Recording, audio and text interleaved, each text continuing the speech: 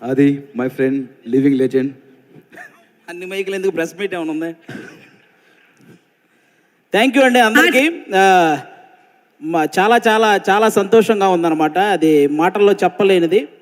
నా పేరు హైపరాది, నేను ఆంధ్రప్రదేశ్ డిప్యూటీ సీఎం గారి తాలూకా. ఇది నేను ఇంక ఎన్ని సంవత్సరాలైనా చెప్పుకుంటాను, నేను అందులో తిరగలేదు. అంత కష్టపడ్డాం, ఆ ఫలితం మాకు అంత ఆనందాన్ని ఇచ్చిందనమాట. నిజంగా అంటే ఇంకా ఈరోజు ఈ ఫంక్షన్ ఇంత గ్రాండ్గా చేస్తున్న విశ్వప్రసాద్ గారికి నిజంగా థ్యాంక్ యూ చెప్పాలి. ఎందుకంటే మన కూటమి అనే ఒక సినిమా 164 రోజులు ఆడింది, అందుకే ఈ సక్సెస్ మీట్ జరుగుతుంది.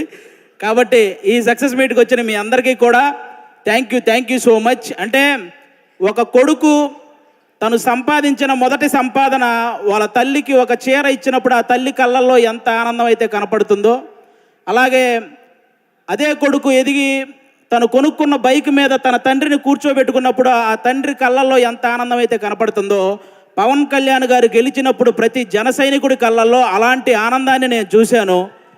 నిజంగా అలాంటి ఆనందాన్ని నేను చూశాను. ఎందుకంటే ఆల్మోస్ట్ 10 సంవత్సరాల నుంచి జనసేనకు సంబంధించి ఏదైనా మీటింగ్ జరుగుతున్నప్పుడు చాలామంది కింద నుంచి సీఎం అని అరుస్తుంటే కొంతమంది అనేవాళ్ళు, ముందు మీ వాడిని ఎమ్మెల్యే అవ్వమను అప్పుడు చూద్దాం అనేవాళ్ళు. బాబు మీ అందరికీ చెప్తున్నా, 21 చోట్ల నిలబడితే 21 మంది ఎమ్మెల్యేలని కొట్టాడు, 2 ఎంపీలు కొట్టాడు. ఇప్పుడు మాట్లాడండి ఎవరైనా, ఆంధ్రప్రదేశ్కి డిప్యూటీ సీఎం, మరి ఇంకెంతకంటే ఏం చెప్పాలి? వాళ్ళందరికీ ఈరోజు చెప్తున్నాను, రాజకీయం అనేది బ్రతికి ఉన్నంతకాలం పవన్ కళ్యాణ్ అనే పేరు వినబడుతూనే ఉంటుంది. అలాంటి సక్సెస్ని మీరు ఈరోజు చూశారు. నాకు తెలిసి 10వ తరగతి సోషల్ బుక్లో మీరందరూ చరిత్రల గురించి చదువుతుంటారు, చాలామంది రాజుల చరిత్ర. వాళ్ళందరికీ ఏమాత్రం తీసిపోని చరిత్ర ఈరోజు పవన్ కళ్యాణ్ గారిది. ఆ రాజుల కాలంలో వాళ్ళు చేసిన యుద్ధాలు, లేకపోతే కుర్చీల కోసం కొట్లాట, చావులు ఇవి మాత్రమే ఉంటాయి. కానీ మన పవన్ కళ్యాణ్ గారి చరిత్రలో త్యాగాలు, సహాయాలు ఇవి ఉంటాయి. ఇలాంటి నాయకుడి గురించి ప్రతి ఒక్కరూ మాట్లాడుకోవాలి, ప్రతి ఒక్కరూ ఆయన్ని ఇన్స్పిరేషన్గా తీసుకోవాలని మనస్ఫూర్తిగా కోరుకుంటున్నాను. ఈ ప్రపంచంలో ఎలాంటి నాయకుడైనా గెలిస్తే ఒక గర్వం ఉంటుంది, కానీ ఒక్క పవన్ కళ్యాణ్ గారిలోనే గెలిచిన తర్వాత ఒక భయాన్ని నేను చూశాను. ఎందుకంటే ప్రజలు నా మీద ఇంత బాధ్యత పెట్టారు, ఆ బాధ్యతని 100% స్ట్రైక్ రేట్తో ఎలాగైతే నేను ఎమ్మెల్యేలని సాధించానో అదే 100% స్ట్రైక్ రేట్తో ఆ బాధ్యతలన్నీ నిర్వర్తించాలనే భయం ఆయన కళ్ళల్లో నేను చూశాను. అలాంటి నాయకుడు మనకు దొరికినందుకు నిజంగా మనం అదృష్టంగా భావించాలి.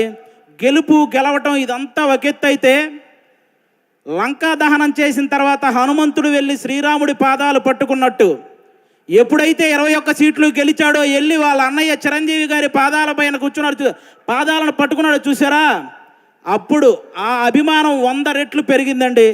అందరి కళ్ళల్లో ఒక ఎమోషను.